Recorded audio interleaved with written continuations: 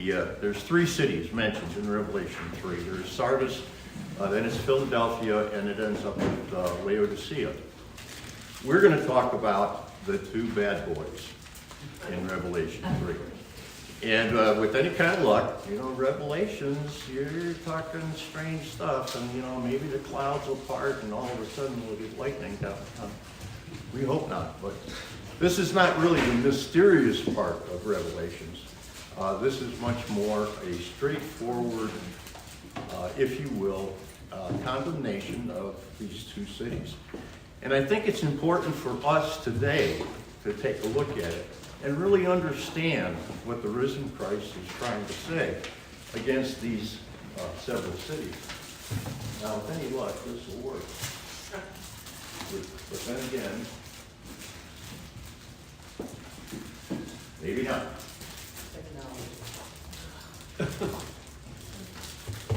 You're not going down. Okay, well, I was going to show you pictures of Sardis and Laodicea, but I guess that's not going to work today. So, we'll go ahead and we'll begin. Let me start by just reading the first 6 verses of Revelation 3. And to the angel of the church of Sardis write, the words of him who has the 7 spirits of God and the 7 stars. I know your works. You have the reputation of being alive, but you are dead. Wake up and strengthen what remains and is about to die. For I have not found your works complete in the sight of my God. Remember then what you have received and heard. Keep it and repent. If you will not wake up, I will come like a thief, and you will not know at what hour I will come against you. Yet you have still a few names in Sardis, people who have not soiled their garments, and they will walk with me for a while, for they are worthy. The one who conquers will be clothed, thus in white garments, and I will never blot his name out of the book of life. I will confess his name before my Father and before his angels. He who has an ear, let him hear what the Spirit says to the churches. So, as we read these first few verses, what are your first thoughts? What comes to your mind as you hear these things? Come on, Sunday morning. Time to wake up. Somebody's slipping. Go ahead, Becky.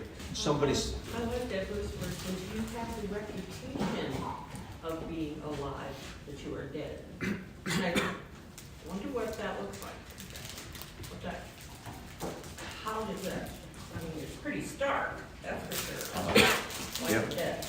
Sure. I'm sure that's something we all need to be wary of. Okay. Kathy, I think of the 10 virgins and keeping their lamps lit. say that again. I think of the parable of the 10 virgins and keeping their lamps lit and keeping watch. 7 virgins keeping their lamps lit and watching. Sorry, I had it. Yeah. It's early. Okay, that's good. Yep. Thinking of that. Anything else? Okay, well, let me see if I can stimulate you a little bit. I'm going to talk to you about some of the history of Sardis, because it's important to understand what the risen Christ is talking about here. And the few words that you're getting are impressions of what he's trying to get across to you, but it doesn't really cover all of the information that you probably need to understand it. Sardis was actually the capital of a empire that was located in Asia Minor, which of course is now Turkey. And that particular city was occupied for a total of 3,500 years. So it has a long, long history. And about 700 years before John wrote the Revelation, Sardis was one of the greatest cities in the known world. As a matter of fact, Sardis was probably the wealthiest city in the entire world at that time. Sardis, Laodicea, Colossae, Philadelphia, Hierapolis, they're all cities that are sort of close together. So when you hear that Paul is writing a letter that goes to all of these churches. It was passed from one church to the next, to the next, to the next. They're only about 16 kilometers distance from any one of these particular churches in that area.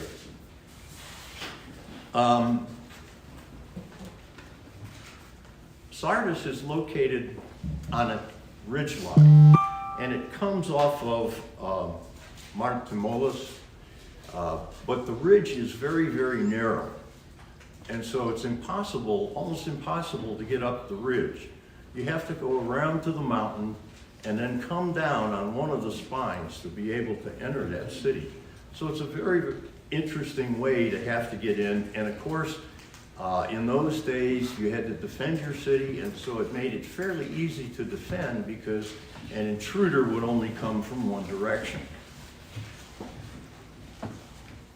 That spine had an elevation of about 1,500 feet, and it looked over the entire plain of the Hermus River.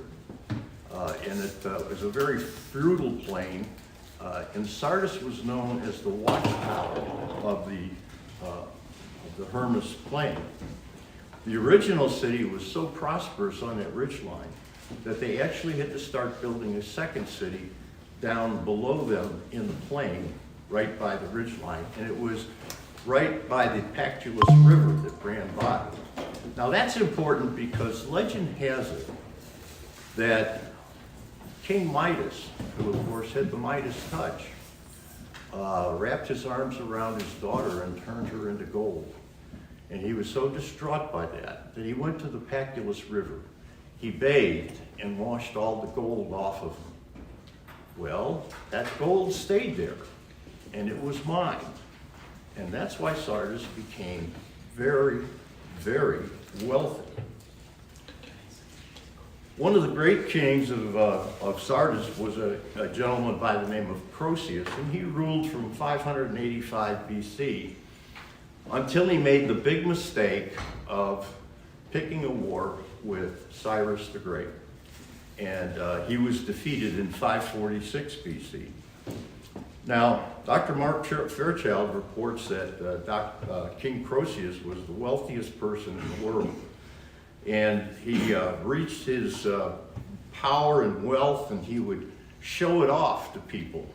Well, that was a huge error, because once you show people what you've got, they want it. And that's exactly what happened to him. One of the great philosophers at the time was a gentleman by the name of Solon. And in the ancient world, he was known as the wisest of the Greeks. And he came to Sardis, and Croesus showed him all of his wealth and splendor. And he made the famous statement that, "Call no man happy until he is dead." The other thing that he noticed was, yes, it was very wealthy, but it was also degenerate. The inhabitants were flabby. They had no energy, no creativity, and they were just living on their wealth. Now, this could sound a little interesting to us today in America, something to think about. So, King Croesus has this war with Cyrus, and initially he goes to war, and he consults the Oracle of Delphi. And the Oracle of Delphi tells him that if you cross this particular river, then a great empire will be destroyed. Croesus says, "Hey, terrific. That means I'm going to cross this river and Persia is going to decline." Didn't quite work out that way. Worked out the other way.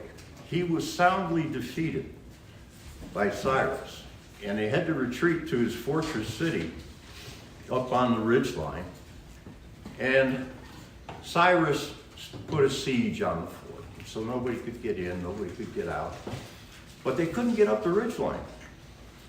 Well, one day it so happened, and these things happen in war, his soldiers were down in the plain and they were looking up at the battlements, and one of the soldiers up there in the battlements in Sardia lost his helmet. It rolled down the ridgeline partway.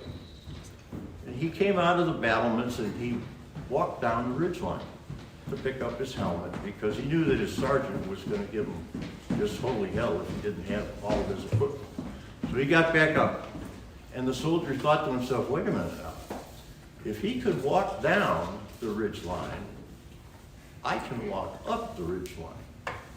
So he told his leaders about it, and that night he led a group of men up that same pathway, and they got up to the battlements of the city.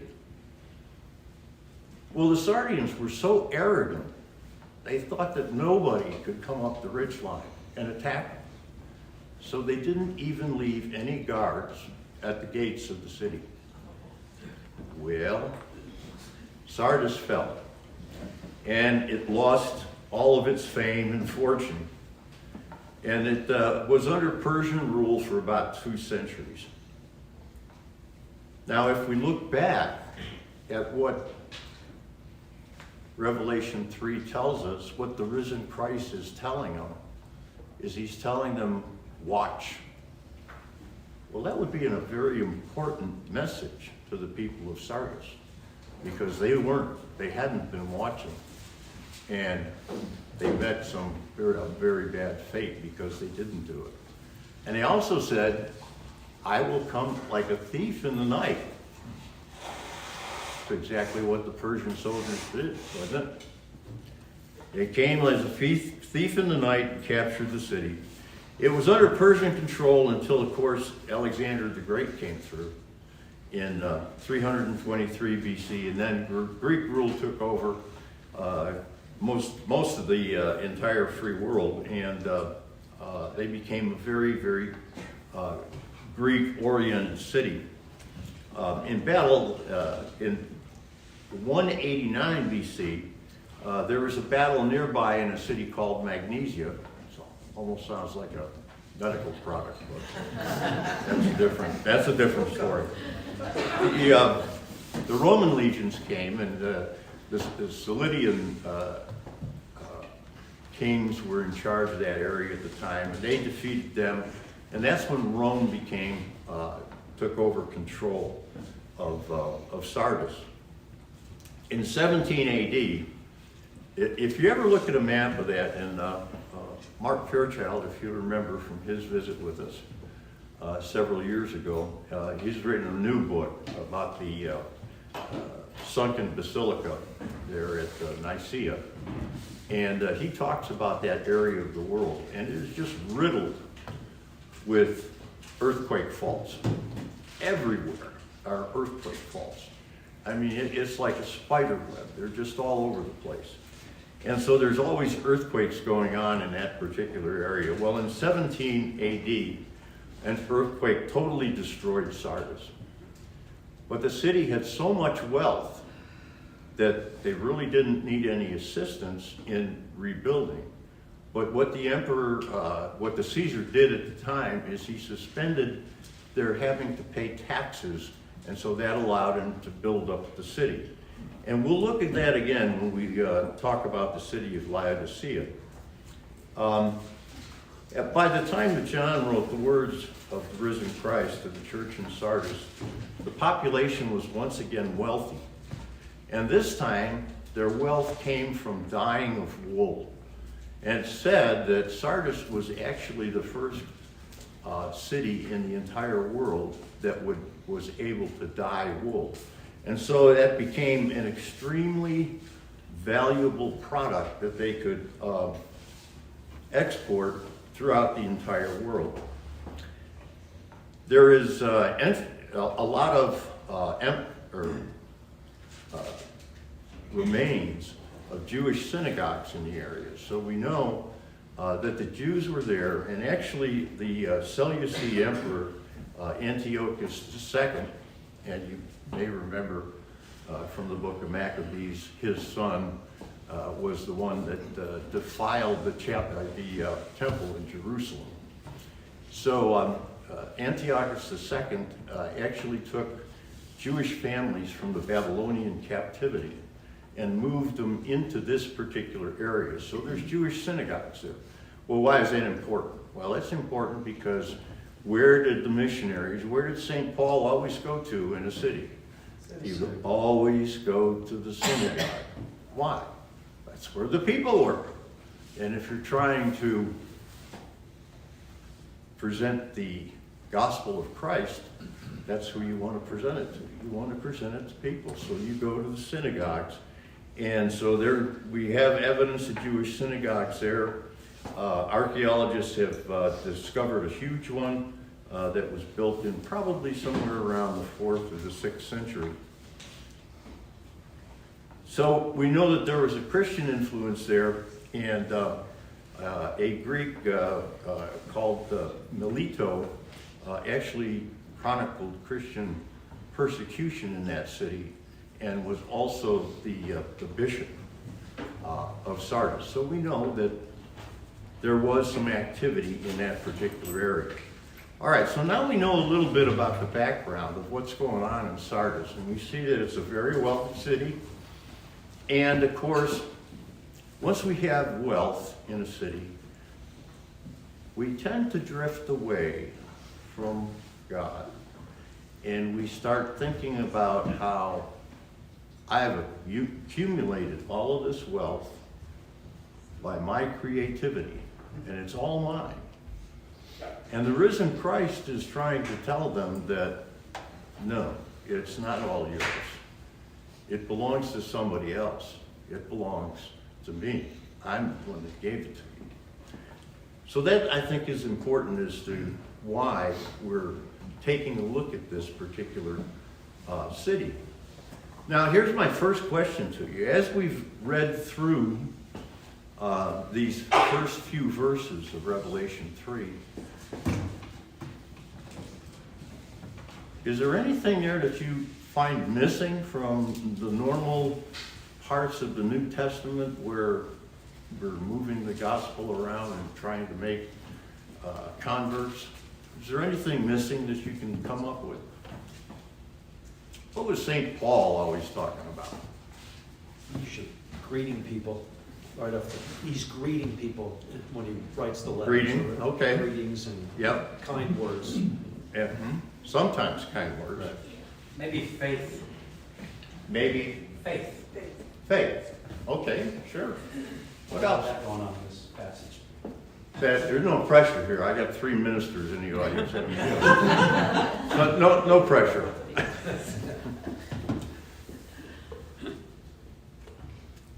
How about, go ahead, thank you. The gospel? The gospel. Okay. How about heresy? How many times did St. Paul have to go into a place and talk about false teachers? I mean, it's almost in every one of his epistles. But we don't see it here, do we? So maybe it's not as important as the fact that the people in Sardis are worried more about their wealth than they are about really living the gospel. So that's the big omission that I saw as I went through this. Now, the next thing, one of the things he says here is, I know your works, and you have a reputation for being alive, but I think you're dead. Why would he say that? What would make him say, how can a church be alive and be dead at the same time? Just going through the motions without the faith, perhaps. Not showing their love. Okay, yeah. What else? Well, they obviously are not active in the community, which is spreading the word. Sure. They're saying you're dead. You have a reputation of being alive, but you're not. Sure, you're not actively, demonstrating the gospel. You're not going forth. You're not preaching the word. Maybe it's like the churches that we know that you're all focused inward and you're not focused outward. So that could very well be part of being dead. What St. James says, that you're hearers of the word only and not doers of the word. Yeah. Hearers of the word, not doers of the word. That's good. James Yep. 1. Well, to me, it's just, he says that, I know your works, so to me, it seems like they're doing stuff, like there's works, but there's not the faith or the heart, like, because God is the only one who knows the heart. You know, like to the outside, it may look like it's pure intentions, but God is the only seer of the heart. And it says, and he says, for I have not found your works complete before my God. So is the completion, the faith and the heart and the motivation behind it? I don't know. Just to me, it seems like there are some works or something. He says, I know your works, but they're not being found complete. You know, when I read this, the first thought that came to my mind was Dietrich Bonhoeffer and cheap grace. And you're doing the things, but you're doing them not for God's glory, but for your own self-glory. And we see that time and time again, you know. I remember one organization I was in, is we had members who, they were never there, but they used it as, yeah, you know, I belong to this particular organization, so I'm really community-oriented. No, you're not. You know, if you're not doing anything with that organization, what good are you? You know, you're just a seat holder. Do we have any seat holders in the church? Not supposed to. Every Sunday we have empty seats in this fellowship hall, I'll tell you that. It's a lot fuller in the sanctuary than it is in here. Just saying. Yeah, so one of the churches I attended, and believe me, I've attended many, in being moved around every 3 years of my life for 36 years. I got to see a lot of churches, but in one church they called those folks seat covers, because that's about what they did. They just covered up the seat to make sure that no dust was getting collected. He hasn't totally written the church off, though. He says there still is hope because you do have a little Exactly. There is still hope there, isn't there? And what does he promise those people, now that you brought that subject up? They'll be dressed in white. Yeah, he makes some big promises here, doesn't he? He says, I will make sure that your name is in the book of life. And so, I mean, that would be a big encouragement, I would think, to that particular church, and to those folks. And they'll be clothed in white, which is the symbol of glory. Clothed in white, right? There is that's sort of one of those things in Revelation that is a symbolic thing. And what it goes back to is that in that time in the first century, you would never go to worship God in a garment that was soiled. That was a big thing that you didn't do. And garments, as you said, was something that was always a symbol of purity. And so you wanted, so when he's promising those white garments, he's promising them that they're going to go forth and really be in glory. And if we go along in Revelation, we will see other people that are dressed in these white garments. So it's one of those symbols there.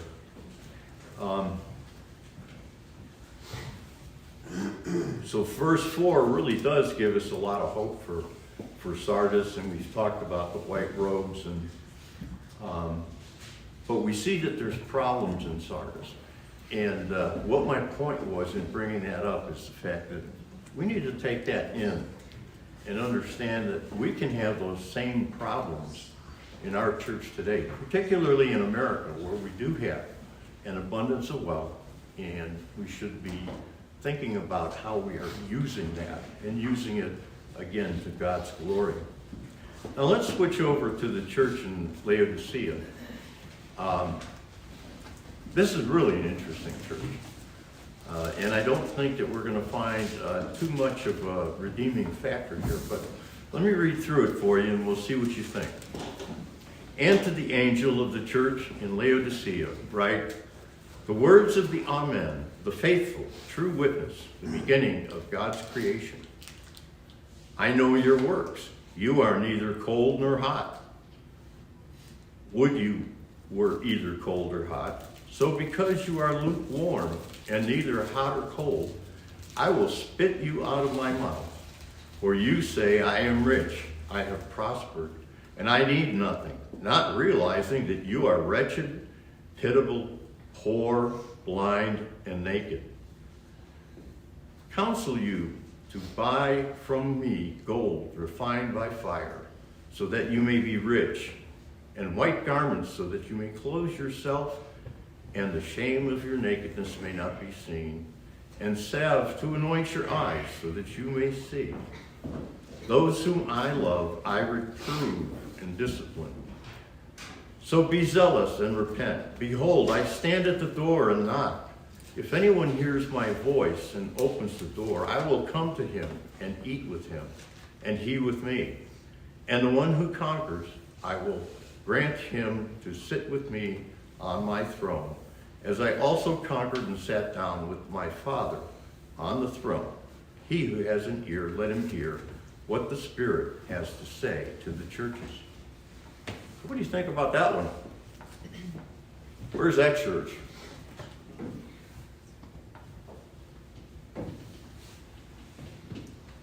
Do we have any redeeming qualities there? No. Not much. I think one of the things that really got my attention in this particular verse is not in the ESV translation, but I think it's in the Amplified Bible version, where it's translated as, I will not spit you out of my mouth, but I will vomit you out of my mouth. Wow. I mean, I don't think I'd want to be in a church where God would say that he would want to vomit me out of his mouth. That's pretty awful, isn't it? Well, let's take a little look at Laodicea and see what we're looking at here. So there were 7 churches in Asia Minor that were named Laodicea, or 7 cities, sorry. The name itself comes from a tribute to the wife of Emperor Antiochus II, who was Laodice. The city was built on the top of a hill near the confluence of the Meander and Lycus rivers, and it was originally named Diospolis, the city of Zeus. It very soon became a wealthy city, just like Sardis. With wealth came notoriety, and with notoriety came the attention of other rulers who wanted to conquer it. In 220 BC, Archias declared himself the king of that region, but he didn't last long. He was overthrown in 213 BC and was defeated by Antiochus the Great, who was, of course, a Seleucid.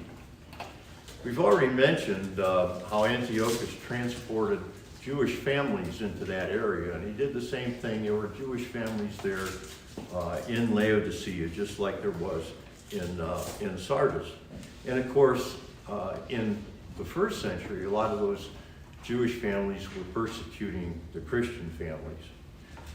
In 188 BC, of course, the Seleucids were defeated by Rome, who again came through that area, and they were all ruled by Rome. One of the interesting things about Laodicea was the fact that I believe it was Herod the Great murdered one of his wives and had to go to Laodicea to be tried by the Roman governor in that particular area. Just a little factoid. So it was, again, a fortress city, but it was seriously hampered because they didn't have a water supply within the city itself. And so they actually constructed an aqueduct to the city from clay pipe. They made it out of clay pipe so that they could import water into the city. Those clay pipes can still be seen today. There were two important roads that passed through Laodicea. One was from the Pergamon and the Hermus Valley to Pisidian and Pamphylia, and then to the coast of Perga. The road to the eastern Caria was a central and west Phrygia that also passed through Laodicea, and in addition are very close to Hierapolis, which is also nearby to Colossae, again, city in that area. As measures of wealth, Laodicea was again very, very wealthy. Now their wealth came from a wool that was manufactured right there in the city, and these sheep that grazed in there, their wool was just super. And they were known throughout the entire free world for their garments. And just like Sardis in 61 AD, they had an earthquake that totally destroyed the city. And just like Sardis, they said, no thank you, we don't need any money, we will reconstruct all on our own. And within about 5 years, the whole city was reconstructed. So you can see that this city, again, had as much wealth as Sardis. And one of the comments that was made was the fact that they had so much money that they thought they didn't really need God. So, just an interesting to think about there. And in addition to the garments, it was known for its medical school. It had a very, very excellent medical school. As a matter of fact, two of the physicians from that particular city are known today. And they were known for ointments for both eyes and ears. And people came from around the entire world to see their physicians and to be able to purchase these ointments. So despite all of these tributes, the risen Lord does not feel too highly about the city of Laodicea. So in our study, what are your thoughts about what we've read in about that particular city? Anything really strike you? Yeah, if they're so obsessed with money and they're so wealthy, it doesn't seem right that he says you have to buy gold. Yeah, that's an interesting statement, isn't it? Yeah. But he says refined, right? But they still have to go out and do something physical. But that's sort of a, when I read that particular statement, just like you, I kind of went, wow, that's kind of interesting. Why are you telling me to go out and buy gold that's refined? That's the word of God. Refined gold is the word of God. There you go. Very good, very good. But will they understand that? Well, that's the thing. That's why we like to go through these things and kind of look at exactly what is it that the words are telling us there. Now, I mean, I've read that passage, I can't tell you, 10 times. And until I actually read a commentary on it, I had no idea. Absolutely no idea. And that's why I'm here this morning, trying to give you a little bit more insight into what those words actually mean that the risen Christ is talking about. And even as harsh as this rebuke is, he says, I rebuke those whom I love. Yeah. So he loves them. And it's important to remember that that's what love looks like a lot of the time.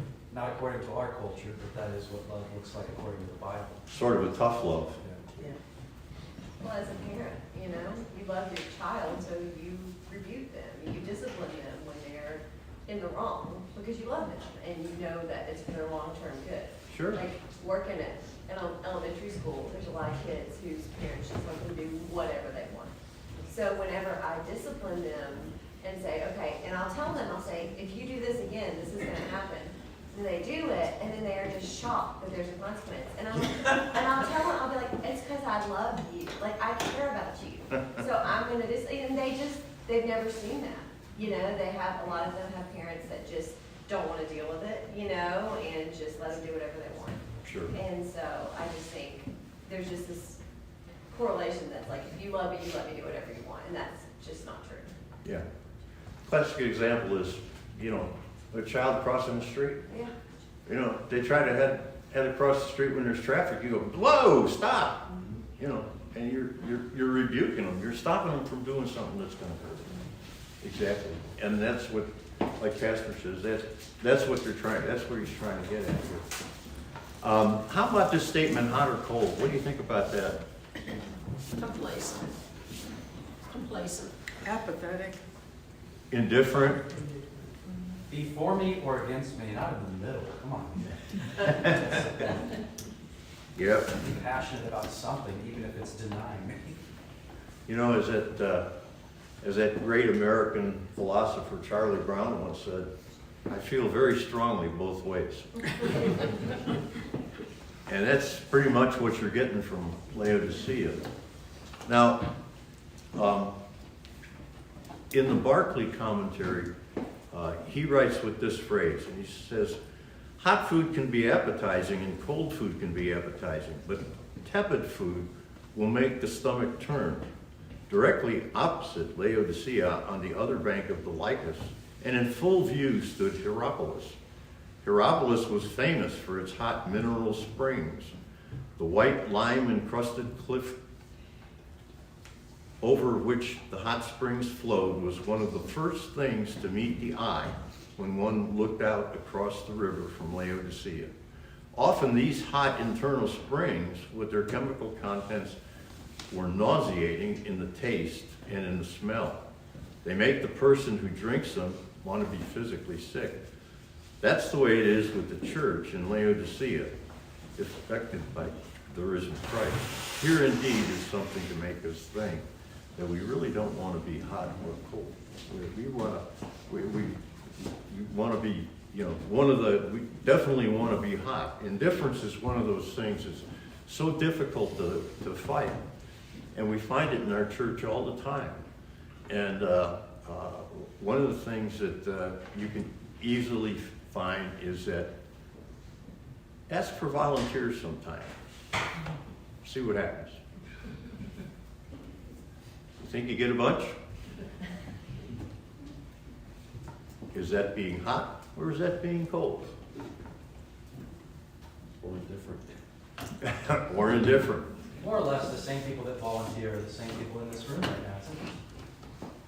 It's generally how it works.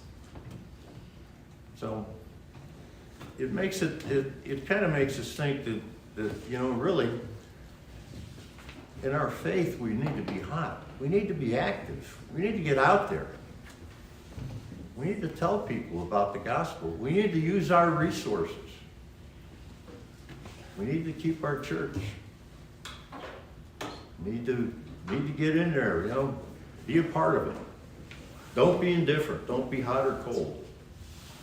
I told you about the quote from the Amplified Version. That's really a really damning subject or way to describe things. So we're getting close to the end here, and we talked about the gold.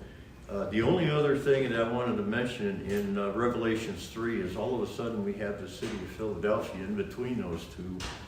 And if we read about the city of Philadelphia, I think we get a whole different picture. It says, and to the angel of the church of Philadelphia, write, the words of the Holy One, the true one, who has the key of David, who opens and no one will shut, who shuts and no one will open. I know your works. Behold, I have set before you an open door, which no one is able to shut. I know that you have but little power, and yet you have kept my word, and you have not denied my name. Behold, I will make those of the synagogue of Satan, who say that they are Jews and are not, but lie. Behold, I will make them come and bow down before your feet, and they will learn that I have loved you, because you have kept my word about patient endurance, and I will keep you from the hour of that trial that is coming in the whole world, to try those who dwell on the earth. I am coming up soon. Hold fast what you have, so that no one may seize your crown. The one who conquers, I will make him a pillar in the temple of my God. Never shall he go out of it, and I will write on him the name of my God, and the name of the city of my God, the New Jerusalem, which comes down from my God out of heaven, and my own new name. He who has an ear, let him hear what the Spirit says to the churches. Wow, what a difference. I mean, that is really a very powerful statement. And it also, you may recall this painting of Jesus standing at a door, waiting for it to be opened. And it really comes from these verses in Revelations 3. But there's some interesting things about that painting that you need to take a look at. There's no doorknob on that door. Jesus can't reach out to that doorknob and open it. It has to be opened from the inside by you. And so in order to let him into your heart, you have to open that door and allow him to come in. Any other thoughts about Revelation 3?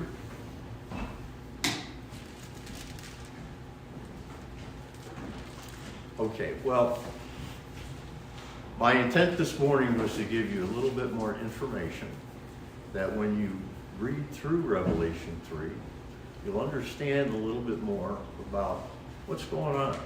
What's going on here? Why is he saying watch? What does that mean to the people in that particular city? Well, it's very meaningful. It means a whole lot. And it's really something that is very pertinent to them. But again, I think it's important for us to look at these things so that we know that these are the things that the risen Christ is looking for us to do in his church. So, if there's nothing else, let's go ahead and we'll close in prayer. I got one thing. Go ahead. Verse 8 says, I know that you have little strength, yet you have kept my word and have not denied my name. That always implied to me that this church somehow is facing persecution. Yeah, I got the same sense that, yeah, they're being persecuted. That's a Definitely. theme throughout the New Testament, especially in Hebrews. Don't give up under persecution. Yes. And again, that's an important thing for us to understand today, is that our church is being persecuted every day. I mean, it's not as apparent here as it is in a place like Africa where people are actually dying, but we are being persecuted. And the good news is, I just read a Pew Research report that said that it looked like the decline in Christian churches in America has slowed, if not stopped. And so perhaps we might be on the upswing now, and we can only pray for that. Well, the reason I bring that up, though, is that a lot of people read Hebrews as if it's a sermon to Jewish Christians who are considering going back to just being Jews. That's kind of how historically we've looked at Hebrews, which is why Paul is saying, don't lose faith in persecution and reject Christ. If you look at this right here, I think the situation might be similar in Philadelphia. Because the next statement is, look, don't be like the synagogue of Satan, Jews who reject Christ. You know, I think that's what he's implying here. Don't give up the faith and return to your old ways, which is consistent thing throughout the New Testament. So whatever the temptation was, I think there was a temptation to reject Christ among the Jewish Christians. All right, any other thoughts? I think the fact that our persecution here is not physical death yet is the reason why our church is so apathetic as a whole in America, because we're not actually having to be willing to die for our faith like in other parts of the world. And it's really easy to say, oh, I would die for my faith, but we're living in the most prosperous country in the world, and Yep. what are we doing? We're sitting around doing nothing, letting our country go to shambles and reject God. So I think one of the most motivating pictures that I saw was years ago. They had a picture of it. I think it was about 7 Christians that were down on their knees and they were about to be beheaded by some Muslim radicals. And not one of them would give up their faith. They faced death, and they faced it full well, and went through with There it. was something on the news recently, and I can't remember where it was, but there were several Christians that were beheaded. It was 70 in the temple. Where was it? Congo. It was Congo, 70 in yeah. the temple. I think 60, I want to say. Yeah. Something, it was a lot of This is them. Congress. And I think in the case you're talking about, Larry, one of those guys wasn't even a Christian up until the moment he saw the other guys dying for Christ, and he was like, Is that yeah, right? I believe in that guy too. Which is pretty awesome. I think. He's like the thief on the cross. Yeah. Yeah, that's pretty outstanding, and boy, I'd sure like to be able to say that I have that kind of faith, that I would just say, no, go ahead, kill me. You know, the other example is one pastor, I forget, he was in one of the Slovak countries, Armenia or something like that. He was a Lutheran minister, as a matter of fact, and was imprisoned by the Soviets. And they beat him, they tortured him, and finally they brought his son in, teenage son, and they said, if you don't renounce your faith, we're gonna kill your son. And the father thought about it, and his son looked at him and he said, Dad, don't you dare. And he killed him right there in front of his father. I mean, how sad. It doesn't get any worse than that. But he had the faith, and still there. Okay, let's go ahead and on that just uplifting note, let's go ahead and end in prayer. Lord God, let us learn from the passages of John's Revelation. He tells us of what will happen in the end times. We need to realize that we are in the end times, and that God may come to judge us at any day, any time. Are we ready to receive him? Help us, Lord, to be able to answer that question. Yea, Lord, please come in. Amen. Thank you.